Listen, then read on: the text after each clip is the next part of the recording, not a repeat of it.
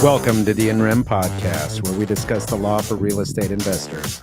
Andy and Sean are both attorneys. Nothing said in this discussion should be considered legal advice. We're simply providing information and education.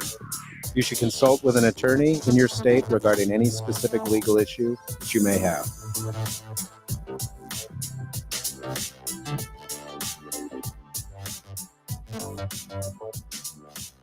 Hey, everybody. Welcome to the show. Today, our topic is short-term rental laws, how to protect your vacation rental rights. I'm Andy Fowler, and I'm here with Sean St. Clair. If you're new to the show, give us a like. Subscribe to our channel. We are on Facebook and YouTube. Even if you're not new to the show, make sure you go and do that. We'd be happy to have you following us. With that, Sean, what is our legal update today? So today I want to talk about agreements for sale. What are they and when you should use them? So an agreement for sale, also referred to as a contract for deed, is basically an agreement that you enter into for purposes are similar to a seller carryback financing transaction, where you basically say, I'm going to buy this property from you, but I'm going to do so over time. And so you enter into this agreement, and it has, different payment terms associated with it. But title to the property doesn't transfer. So the warranty deed is generally executed and held in escrow, normally by a neutral third-party company called a servicer or servicing agent, who collects the payments under the agreement for sale and then distributes them to the party that's selling the property or the record title holder. And they hold that warranty deed. And then if the party buying the property fully performs, then they take that warranty deed and they record the warranty deed. Now, a couple of things to keep in mind about an agreement for sale is, number one, it does transfer possession of the property. So it provides that the party buying it has the right to possess the property, the right to use the property, the right to improve the property, the right to basically treat the property as though they are the actual owner, despite the fact that they are not the fee title holder, the record owner of the property. And then the second thing about an agreement for sale is your ownership interest can be documented, or not your equitable ownership interest can be documented through the recording of, say, a memorandum, right? So there's a document that is then recorded stating that, oh, I've entered into an agreement for sale, and, I have the right to, basically utilize the property as though I'm the owner, even though title hasn't transferred on the property itself. The difference between an agreement for sale or a contract for deed and, say, a typical seller carryback, where you have a promissory note and deed of trust, or a promissory note and mortgage, is that an agreement for sale provides for a forfeiture as opposed to a foreclosure. So the timeframes that you are required to meet after you give notice of a breach or a default are a little different than, say, our typical foreclosure here, which is basically a 90-day time period for somebody to bring the loan current before a sale of the property. Here, there is no sale because title is never transferred out of the seller's name. It's still with the seller. And so what you do is you record basically a notice of breach and notice of forfeiture. And then, depending on how much has been paid by the purchaser or the buyer, that determines the amount of time that you have to wait. So, a forfeiture can be as short as 30 days, could be, upwards of, 6 months, I believe, by statute, where you have to wait before you can actually then, take title to the property or forfeit the buyer's interest in the property. So when do you use an agreement for sale as opposed to the note or deed of trust? One would be if you have a lender that you're going to take the property subject to. Let's say they have a deed of trust out there or a mortgage, And that deed of trust provides that the actual, transfer of the warranty deed is the, alienation or would invoke the due on sale, but maybe the agreement for sale, when title doesn't transfer, maybe that, is sufficient. And it really depends on the terms of the deed of trust and the mortgage. A lot of times, those documents are going to prohibit a deed of or an agreement for sale as well. That's going to be considered a transfer. But the second time that you might want to use it is it's not as complicated as of a document as say having a promissory note and deed of trust or promissory note of mortgage. It's just one document that you execute, and so you may want to save time and money and just do that one document versus doing a promissory note and a deed of trust, and maybe even you can avoid a purchase contract if all you're doing is an agreement for sale. So there are times that you're going to want to use that document over your typical creative financing subject to type transaction, and so it's an alternative, and it's available here in Arizona and in other states as well outside of Arizona. Sure. All right. Thank you for that, Sean. Update for our listeners. We mentioned this last week, but another reminder that in REM, the podcast, we will be live on site and we'll be streaming live from the Buy and Hold meetup on September 27th. And that's starting at 4:00 p.m. So a couple things for those that might be interested. Sean, who can come to the the Buy and Hold meetup? So it's open to anybody. It's a free event. There's different ways to RSVP. So on our INREM Facebook page, we're going to have an opportunity to RSVP through there.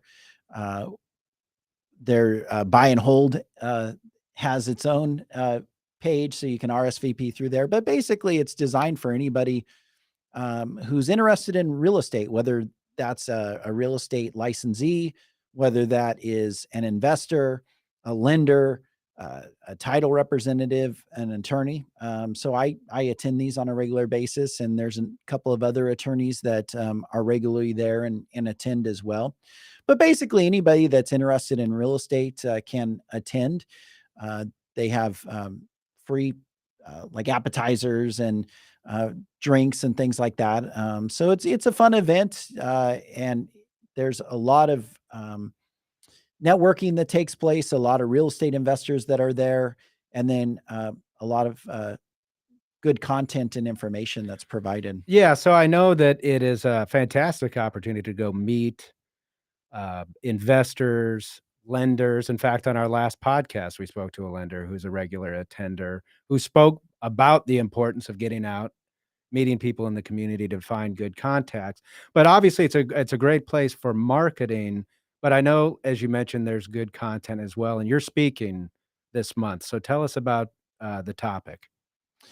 Yeah, so my topic is going to be creative financing subject to transactions and wraps. And so we're going to basically go over the ins and outs of the documents that are needed to effectuate different creative financing transactions. And so that's what's going to be creative financing, and subject to it will be the topic. So why don't you explain for our listener what it is that we're going to be doing as an INREM podcast? So what we're going to be doing at the event is we're going to basically be live streaming the event. And so the event starts at 4:00, and it has open networking from 4 to 5, 5:15, right in there. And then they have speakers and the topic, and it's a more formatted at that point. But from 4 to 5, we're going to be there, and basically we're going to be doing our show live. So we will interview the hosts of the event, interview some real estate investors that are there, and then we're going to open up, the last 15 to 30 minutes to allow anyone to, if they want us to discuss a particular legal topic, they can say, hey, why don't you discuss this topic? And We'll discuss it, provide legal information and education to them during the last 15 to 30 minutes before the actual formal presentation starts. Awesome. Well, make sure that you are there at the Buy and Hold meetup September 27th. It'll be a good time. Look forward to seeing you there. And if you can't make it, the whole thing's going to be live streamed so you can watch it. So we appreciate your involvement. With that, let's get into our topic today. Today, we're talking about short-term, or otherwise known as vacation rentals, the law that applies to those short-term vacation rentals. And with us today to talk about that, we have Arizona attorney Chris Charles. Chris, thanks so much for being with us. Pleasure to be here. Thank you for having me. Chris is the managing partner of Provident Law located in Scottsdale, Arizona. Chris, tell our listeners about Provident Law. Provident Law is a full-service law firm to our business and real estate clients. So we offer legal advice and representation regarding short-term rentals, anything real estate, commercial or residential. We have attorneys that practice in collateral areas that touch up against real estate, corporate law, probate, bankruptcy, and my focus is specifically on real estate. Now, I know Provident, like you just said, is somewhat broad in what it is able to do. You do a lot of real estate work. How did you get into real estate law and then specifically into this kind of niche category of short-term rentals? Sure. Well, after a lot of sleepless nights practicing criminal defense my first year of practice, I thought I should do something maybe a little more boring and less emotional and stressful than criminal law, and had an opportunity to go work for a real estate boutique firm here in town representing the Arizona Department of Real Estate. I'm sorry, the Arizona Association of Realtors as a hotline attorney. So found out that I really enjoyed doing that type of work, representing agents, brokers, investors, and really developed a kind of a niche practice just focusing on real estate. And then back when the Super Bowl came here last, which was I think 8 years ago, sounds about right. Short-term, a lot of my clients started having getting into the short-term rental business. So I started specializing, focusing on short-term rental legal advice and teaching seminars. So I've taught seminars for the Arizona School of Real Estate and Business and the State Bar on this topic for about 8 years now. Now, side note, the Super Bowl is going to be here in February. It is, They're yeah. coming again. Are you already getting calls? You already have clients preparing for this? Certainly, even so we're in the fall now, but yeah, I would say starting the beginning of this year, back in January, I had clients already gearing up for Super Bowl, clients trying to buy properties specifically for Super Bowl. But yeah, it's already had a pretty pronounced impact on Arizona real estate. Like I said, starting back about a year ago, probably. So with a lot of our guests, we like to start kind of from the beginning, from the perspective of the investor, somebody who's, whether they're just getting into real estate investing or maybe into this, getting into specifically vacation or short-term rentals. They like the economics of it. They think it's going to fit their business model, and they've come to you and they want legal advice about how to best structure this. How do you generally recommend as a best practice for a business structure, or how to structure a business that's really focused on short-term rentals? For the corporate model, I think the best approach is to have at least 2 different entities for the short-term rental operation. So the investor wants to have one entity to hold title to the property.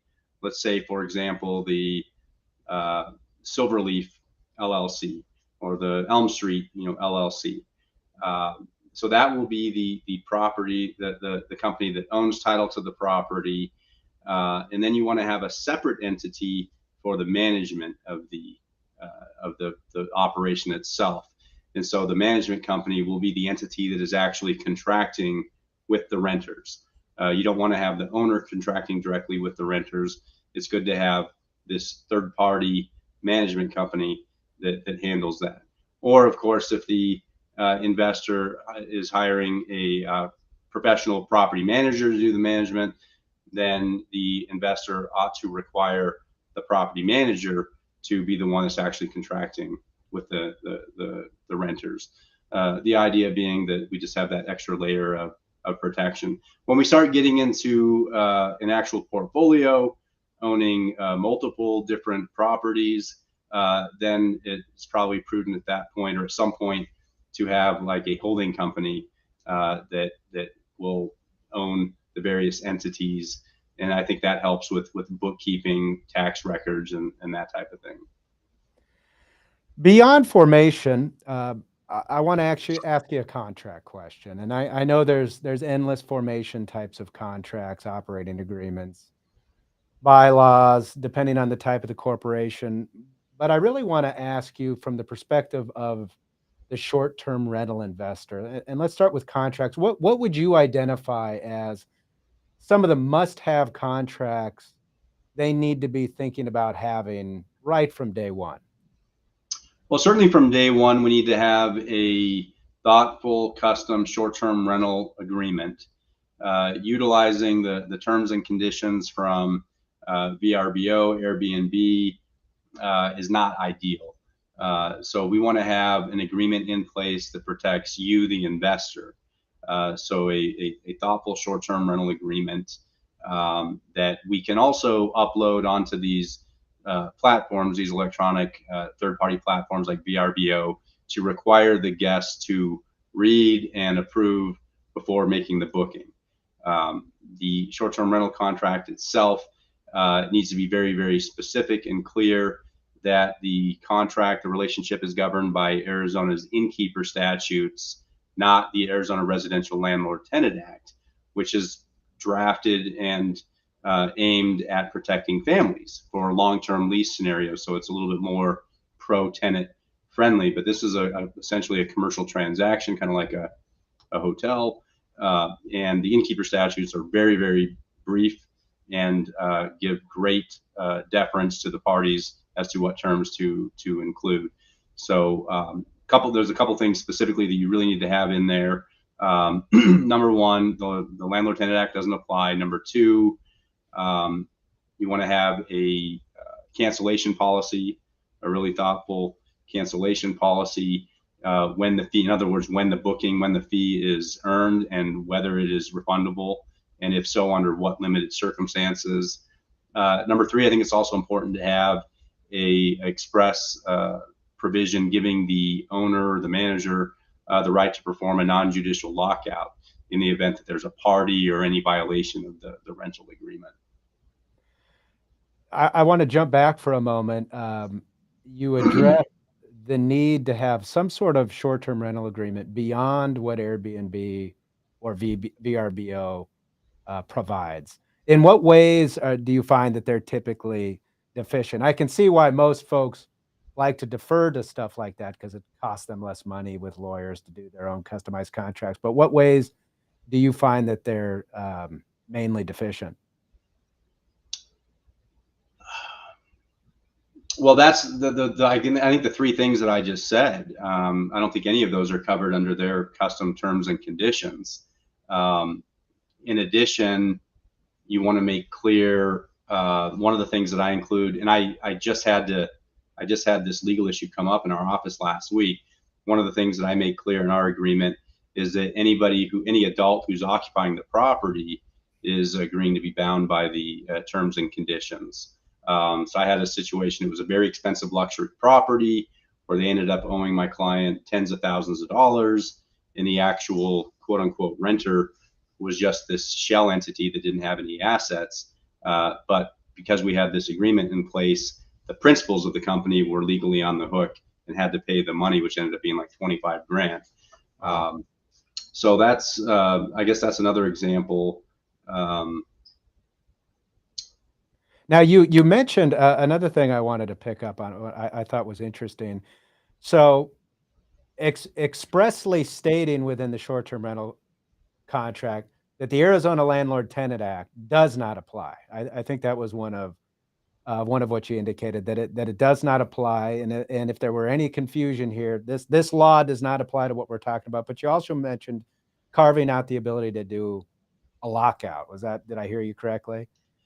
Right. Yeah. If the Landlord Tenant Act applies, then, and if we have a bad renter, the only way to get them out is to do an eviction action. Go to, call up Andy or Sean and, do a judicial eviction action, which is, pretty efficient, at least as far as legal actions go, but way too long if you're the owner that wants to get your property back. You want to get back immediate possession, not have to wait a week or two. But if you have a contractual provision that gives the owner the right to do a non-judicial lockout, you don't have to go to court. You can go and take back possession just like a hotel would if you had a guest that didn't pay their bill or broke the terms and conditions of the rental contract. Hey, Chris, so you mentioned disclaiming the Arizona Residential Landlord Tenant Act. How important is it to limiting the time frame of your rentals in order to enforce that provision? Meaning, I can't go and enter into a 6-month lease for my house and say, oh, the Arizona Residential Landlord Tenant Act doesn't apply, right? Because the court's going to say, no, it applies. And I don't care what your agreement says, it applies. So are there any time restrictions that would basically void or time, rental periods that you have to maintain in order to avoid voiding that provision in the agreement? Right. Actually, right in one of the first sections of the Arizona Residential Landlord Tenant Act, the statute expressly provides that the landlord cannot require the tenant to waive any of the provisions of this act. And if there are any provisions that contradict the act, they're void. So it needs to, the rental agreement needs to be drafted in such a fashion that it doesn't fit the parameters, the four corners of the Landlord Tenant Act. And so the Landlord Tenant Act, one of the exceptions to it is that it does not apply to recreational lodging, transient lodging, recreational lodging. And then we have elsewhere in the Arizona Revised Statutes a definition of transient lodging, which is a tenancy week to week, daily or week to week, or any period 30 days or less. So it's really important that I guess that's one of the other reasons that you really need, it's very important to have a written short-term rental agreement that states that the duration of this term shall not exceed 30 days. And obviously you want to put what the term is, but I think a provision in the contract that makes it really, really clear that the term shall not exceed 30 days. And then I also want to include a provision that the renter is not to receive mail, that the renter expressly represents and warrants that this is not their primary residence, that they have another residence somewhere else. Try to include a couple of different facts so that there's no shadow of a doubt, no question that the Landlord Tenant Act does not apply. So, Chris, let's talk about the laws that do apply to short-term and vacation rentals. There are such laws. Some of those are relatively, with the growth of short-term rentals, especially in a state like Arizona over the past 10 years. You even mentioned it. Maybe the Super Bowls would kick this all off. I don't remember this being a big thing until then, but now it's a thing, especially with VRBO and Airbnb. But tell us a little bit. We do have some laws in place that cover vacation rentals specifically. Tell us about those laws, and initially, what properties are covered by short-term rental laws, and what are not. Right. So one of the things that really opened the door here in Arizona for the short-term rental industry, in addition to Airbnb, VRBO, was Governor Ducey signing into law SB 1350, which was about 6 or 7 years ago, and that law made it clear that no city, state, county, no city, municipality, state, county can enact any legislation to restrict short-term rentals. So the state made it really clear we are welcoming short-term rentals in Arizona, and none of the governments can take any action to restrict them. Now, was that in response at all to municipalities attempting to restrict short-term rentals? There at that point, I think Scottsdale had been restricting short-term rentals, and then there were a number of other cities, Tempe, Sedona, others that were like in the process of passing legislation to restrict short-term rentals. And so Ducey and the legislature just took a proactive approach, making it clear that in Arizona we were going to welcome that sharing economy here. So that statute's been amended a couple of times since then, because the state, along with my office and my clients, wants to do what we can to prohibit party houses. And so that's kind of been the tension ever since 1350 was enacted, was now, okay, we're welcoming short-term rentals. Now what can we do to lawfully regulate them to try and keep out the bad actors?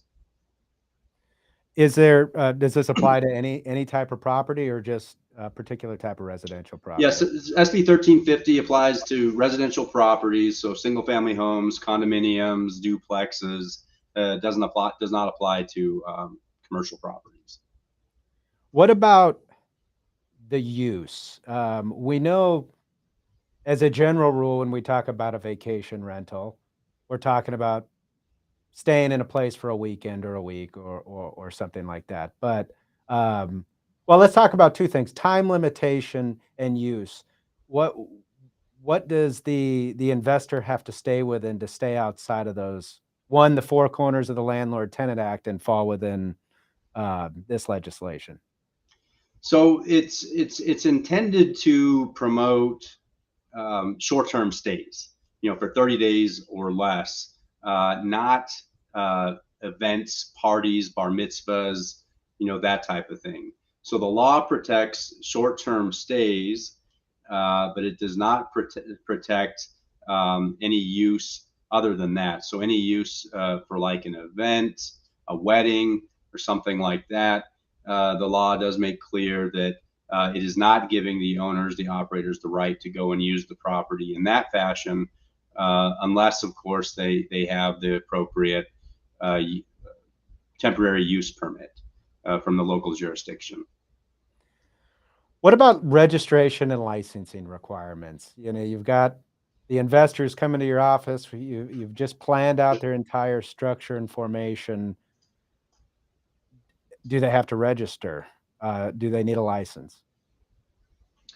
Yeah, that was one of the amendments that happened a couple of years ago at ARS section 42-5042. Now the owners of a short-term rental property do have to apply and obtain a transaction privilege tax license, and they need to list that license number on all advertisements. And actually, this was a kind of a cool lesson for anybody that's looking to be a lobbyist, or if you're ever wanting to try and change the law or pass a new law. Find a way to generate revenue for the state. So find a way to generate some taxes for the state, and that's a good way to kind of slip the law through. So so the opponents of short-term rentals had been trying for a few years to either repeal SB 1350 or to amend it to impose greater restrictions, and the way they got it through was this requirement here that Andy just asked about. So the owners do have to apply for and obtain this transaction privilege tax license, and then post that everywhere. And the reason for that is so that the state can make sure that they're getting all of their transient lodging tax, which is a much higher tax percent than any regular rental tax. I can imagine that this requirement is often missed by investors. Is there a penalty associated with the failure to obtain it? There are penalties. Yeah, the penalties are set forth in the statute 42-5042. I don't recall what they are off the top of my head, but there are indeed penalties. Airbnb, VRBO, most investors that use those type of platforms will elect to have them collect the tax. So that there is kind of a built-in process for that if you're doing it online. Gotcha. All right. So in talking about the law and the state law that limits municipalities from restricting the way that they word vacation rentals, that isn't the only thing that investors have to deal with, whether it's short-term rentals or other types of investments. We've got this thing out here in Arizona that everybody either loves or hates, and it's the homeowners associations. So in what way, or let's start with this, did the legislation that we're talking about impact, or what impact does that initially have on HOAs? Are they bound to follow that legislation?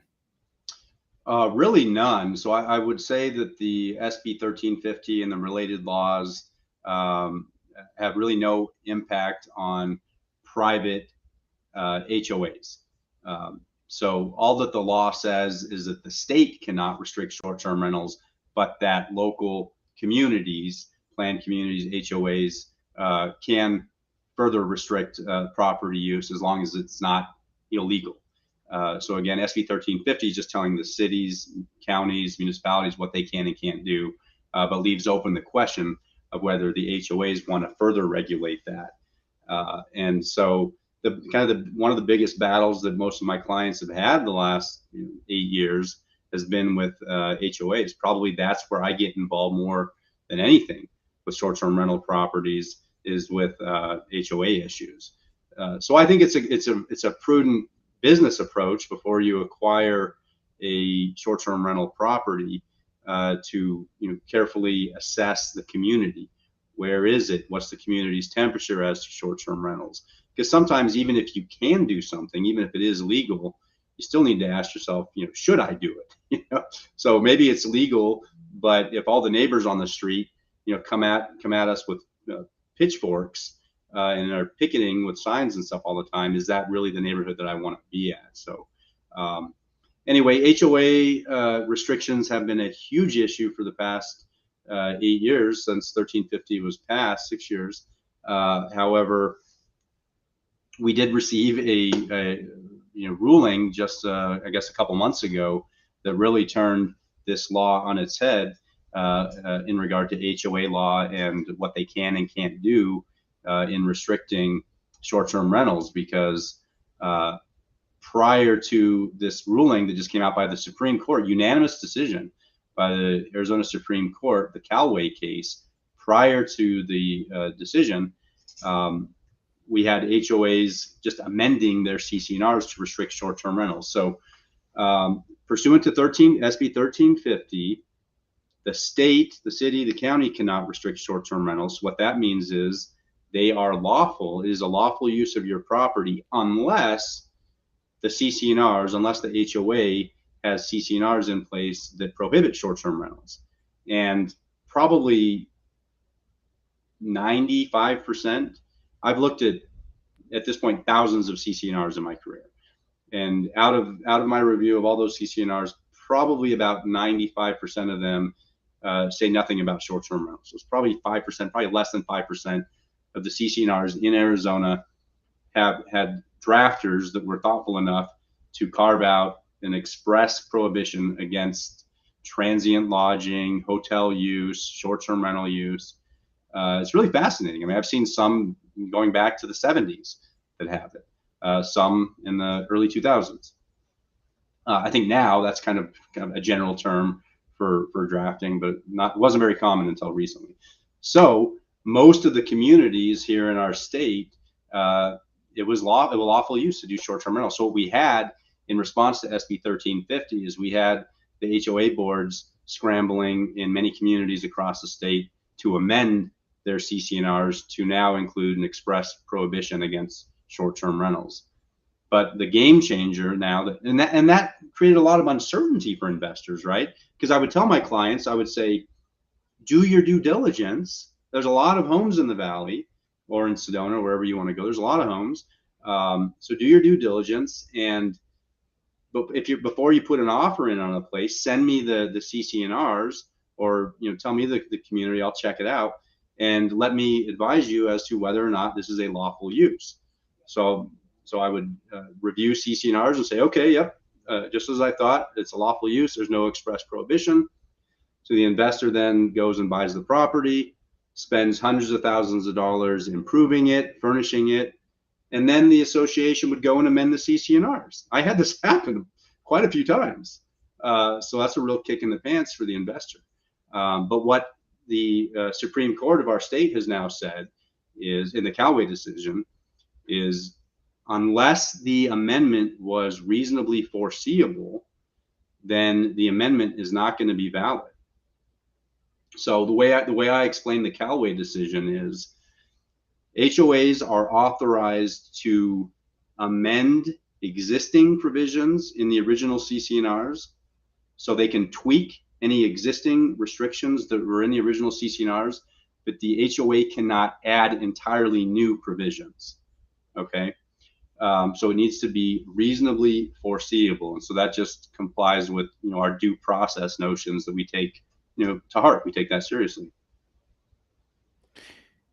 Chris, I want to talk to you about some of the things maybe you've seen with these HOAs in trying to prohibit the short-term rentals within their community.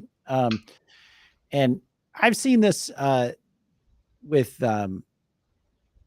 rentals in general, where the board has gone and so not the members, right? The board, the elected, 5 or 6 people within the community that have been elected that sit on the board that, make certain decisions and things like that. And they pass rules and regulations, making it difficult for landlords. Have you seen those boards try to pass rules and regulations that would put time limits or time restrictions on rentals within their communities? Many times, and that's the easiest thing in the world for us attorneys to deal with. So when my clients, tell me that their board just unilaterally passed these new rules and regulations restricting short-term rentals, I just kick out a cease and desist letter to the board, and literally 100% of the time they back down. Multiple times I've even gotten an apology. so that's not hard to deal with. But yeah, that's an entirely unlawful action by the board to take that type of substantive decision in a community on a property right.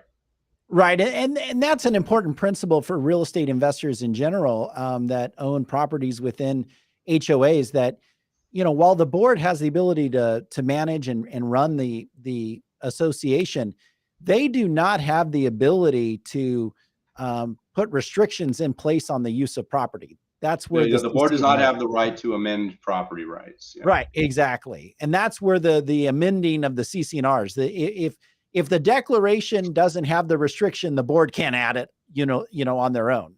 They have to go through the process of obtaining the right percentage of association membership to amend the CC&Rs, right? Well, now it's even more than that. So that was true 6 months ago. So 6 months ago, if the board wanted to amend the CC&Rs, they had to do a ballot and circulate an amendment, and then acquire the requisite number of votes, which is either a majority or a supermajority, depending on what the CC&Rs said. So that was the process, forever ago until just recently when the Callaway decision was passed. Now Callaway says is unless this amendment was reasonably foreseeable, they cannot do that, even if they get a majority of the votes or supermajority. So now what that means is they would need to get 100% votes, which there's no chance of that happening.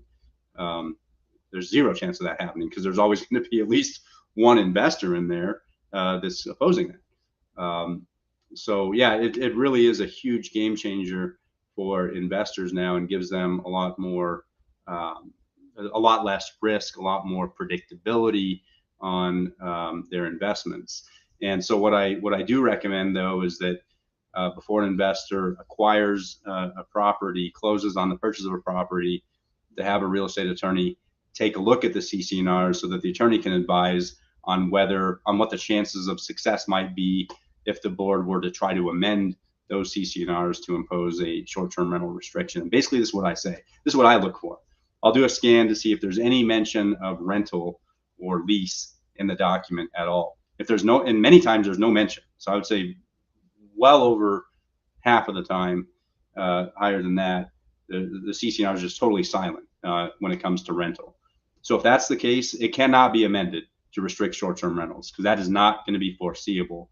If there was zero restrictions on rental to begin with, there's no way it's foreseeable for this brand new restriction on short-term rentals to be in there. On the other hand, if there is some provisions on renting properties, then it may be foreseeable. And so that's, you really need to have an attorney take a look at that and give you advice. So I would agree with you that the Callaway case does kind of put the screws to HOAs and their ability to amend the CC&Rs when it comes to short-term rentals, especially where, like you said, the CC&Rs have no rental restrictions whatsoever. But I do want to play devil's advocate just a minute here. So the Callaway case did not involve any type of rental restrictions. And my concern is in dealing with these HOAs and their attorneys, they're quite unreasonable most of the time. And so my concern is that the HOA and their attorneys are going to say, no, Callaway, that dealt with, a 5 lot community and rural community dealing with livestock and other things like that. It had nothing to do with rental restrictions. And, we had granted Callaway would trump this case, but an unpublished decision from our Court of Appeals that, specifically addressed this very issue that right at the time the Arizona Supreme Court was deciding, Callaway, they declined review of this case. What would kind of be your comeback to say, well, no, just because Callaway did not deal with these short-term rental restrictions that, it still has the right, holding and language for us to be able to, say, no, unless there's time restrictions within the document itself, you guys are out. And have you seen that successful? Have you seen HOAs back down so far since, the passing of Callaway? I haven't. No, I would not say generally I've seen HOAs back down. I think they've pivoted their strategies for how they're handling amendments and those type of things. But I haven't seen them willingly back down. And our firm has had to initiate and respond to several lawsuits just since Callaway, just in the last couple months. So these cases are working their way through the trial courts as we speak. But I do feel really good about the holding of Callaway, and the fact that it's a unanimous Supreme Court decision that no doubt happened while this hot button issue with short-term rentals is percolating up through the court. So the justices, I think, knew what they were doing and knew the reach of this holding. But the holding itself, is pretty clear that the HOA cannot amend restrictions where the property owners could not reasonably expect from the language of the original declarations. So there's this whole reasonable, foreseeable, issue analysis. And so that's why I say, I think a really safe way to play it is if there's no mention at all of rentals or leasing, that's just not going to be a foreseeable restriction. And I wouldn't put it quite the way you put it, Sean, putting the screws to the HOAs. I think it's really the Supreme Court standing up for property rights, standing up for due process and property rights, because as I think Andy said, there's kind of a love-hate relationship. There's definitely strong feelings toward HOAs here in our state. I remember as a kid growing up, one of the neighborhoods where a lot of my friends lived at, we used to love playing basketball in the front driveway, and my friend got in trouble by the HOA because they didn't want him to have a basketball hoop in the front yard, and we thought that was like communist Russia. So it's just in Arizona specifically, I think out of all states, like we take our property rights seriously, and it's a very sensitive issue with people telling us how we can and can't use our property. And so I think our Supreme Court's just saying like, hey, look, if a property owner buys property subject to existing CC&Rs, they have fair notice. They could have bought in some other community that doesn't have those set of rules, but they have advanced warning that if you come into this neighborhood, these are the rules that you need to live by. It's entirely different than for the HOA to go and just, you know, pass entirely different rules that they didn't have a chance to review and agree to before they went in there. And so I think that's all that Callaway is saying is, in order for an amendment to be valid, enforceable, lawful, there needs to have been reasonable notice of that potential amendment. Yeah, I agree with you. I'm just concerned that attorneys like us that represent real estate investors and love to see these types of decisions come down that, you know, free up property rights and prohibit, you know, unreasonable and unforeseeable restrictions on those rights. I'm just concerned that these HOAs, they're not viewing it that simply. They're of course, they're going to fight till the they're bitter end. They're going to try and view it very narrowly, right? You know, Yes. based on the facts and those limited Right. circumstances. I think they're going to lose credibility if they do. I hope so. I hope so.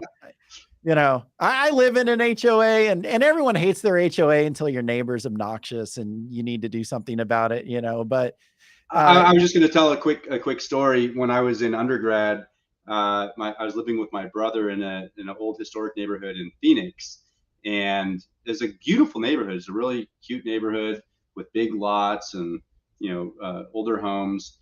And in 30 days, in 1 month period, the neighbor just to his left painted his house canary yellow, like a bright canary yellow, and then less than a month later, the neighbor two houses down painted it candy striped red and white, like a barber type thing. And it was just bizarre. But then I just realized, like, oh, okay, that's one of the benefits of having an HOA is that, you know, we try to have a common scheme and have the properties look a certain way. And so they definitely add value. So Chris, do you think the HOA strategy now goes to focus on the boundaries of foreseeability, essentially, to see how far we can bootstrap whatever provision into being something that is foreseeable that would allow us to make this amendment? I mean, that seems to be the little bit of wiggle room there is to kind of test that. Well, I mean, our firm represents you know, a handful of HOAs and some really large HOAs even. And so, you know, we just advise our clients on a case-by-case basis based on their original set of declarations, conservatively what we think they can or can't do, and just let them know the risks. I guess one of the things that HOAs know is that, you know, if it's questionable whether they can do it, it requires somebody to sue them to hold their feet to the fire on that. I think some associations just take the chance that they're not going to get called on it. Sure. Now, very recently, Arizona and Governor Ducey has signed new legislation, SB 1168. Why don't you tell our listeners a little bit about that and what it means for short-term rentals? Right. Yeah. Just recently, Ducey signed SB 1168, again, trying to strike this balance between authorizing short-term rentals and also regulating party houses and trying to you know, be good neighbors. So 1168 is referred to as the three-strike rule that now imposes. Actually, it's kind of an interesting law because it doesn't actually create any fines or impose any requirements in and of itself. All 1168 does is it authorizes the cities to go and enact their own ordinances consistent with 1168. So I just met with a client earlier today that has a property in Fountain Hills that is immediately adjacent to a party house. They've had in less than 12 months, the party next door has had 150 parties. Oh, That's like one every 2 days. So 150 parties. So this bill definitely is aimed at this property in Fountain Hills. The bummer for him is that this law doesn't give him any teeth. It doesn't give the state any teeth. It doesn't give Fountain Hills any teeth yet. So what this means is Fountain Hills still needs to go and pass their own ordinance that will now be consistent with this. So what 1168 is basically suggesting is that the states impose ordinances that have a 3 strikes rule that sets a fine of either $500 or 1 night's rent. So if it's a short-term rental property, if they're renting it for $1,000 a night, then the first violation would be $1,000 a night or $500, whatever is more. For a second violation, it doubles that. And then for a third violation, it goes to either $3,500 or 3 nights rent. So there's some pretty steep fines there. But what I think is really important is that this new law now authorizes the cities to suspend the licensing of the short-term rental operators. So the short-term rental operators are required to obtain a permit now under this new law. And there's going to be so many of those that they'll hand out. So the short-term rental operators will have to apply for and obtain a operation permit, and then that permit can be suspended if the operator gets 3 or more violations in 12 months' time. There's a third requirement. Oh yeah, the third requirement is that they have to have a local contact, like not somebody in Canada or California. There needs to be local boots on the ground here that can respond to complaints. Chris, is there a time limit for responding to those complaints? Because I know there are some municipalities, I think, impose like ridiculous time limits, like an hour or 2 hours, you know, if you have a complaint. Paradise Valley specifically, yeah. Yeah. And this new law doesn't address the time limits on that. But it probably frees up or confirms that municipalities can establish time limits for a local response to, you know, noise complaints and violations like along those lines. For issues affecting health and safety, yeah, you know, okay. the municipalities can impose additional requirements. Yeah. The other thing the law does is it does require the property manager to carry general liability insurance with a policy limit of at least $500,000. Yeah. So what is Paradise Valley's requirement? Is it 2 hours? Do you know? I don't recall off the top of my head, but I don't think it's valid anyway. Oh, you don't? No, I don't. Yeah, I don't think it's enforceable. I don't think it's going to hold up in court. Does it violate the original state law that prohibits the municipalities from, you know, imposing? I think it oversteps. Okay. Yeah. Are the penalties that may be coming? I mean, what this is encouraging is an onslaught of new enforcement mechanisms through each municipality to kind of enforce this. Does this necessitate, in your estimation, kind of a rethinking of landlord rights under the short-term rental agreement to be able to come in? Or maybe your short-term rental agreement already addresses the ability to essentially on notice from whatever municipality that whatever is going on violates whatever code, and you've got such and such time to fix this. Do you think this is going to necessitate some rethinking of or the addition of contract provisions, given the landlord or property manager the ability to kind of an emergency get back on there and comply? Yeah, so two things. The short-term rental agreement needs to make clear that needs to have an express provision that the renter agrees to comply with all laws, CC&R ordinances, and a violation that's already there. That's already there. And a violation of any of those is grounds for immediate termination of the rental agreement. Also, the agreement needs to make clear that the guest agrees to indemnify and hold harmless the owner concerning any violations. Because I have dealt with that in PV specifically, where the owner gets some pretty hefty fines for unruly gathering. That's kind of one of the big ones, the unruly gathering ordinance in PV that has significant fines and violations that come with that. So we need to make sure that the renter is on the hook for that.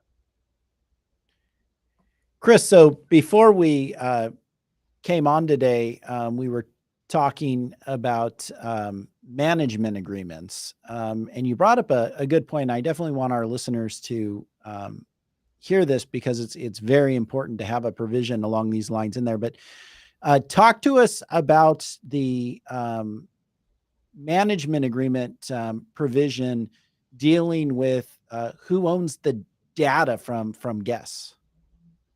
Right. So this is a very, I found out it's kind of a lucrative area, the data management, data,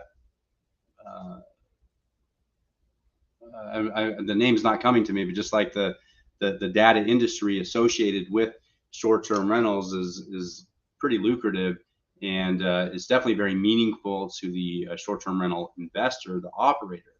And what I mean by that is the actual rents that are being charged and the actual rents that are being received.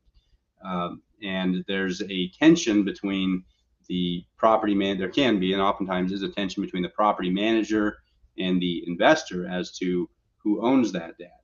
And many property management agreements prepared by the property manager have provisions that make it clear that that's confidential information and that confidential data belongs to the property manager.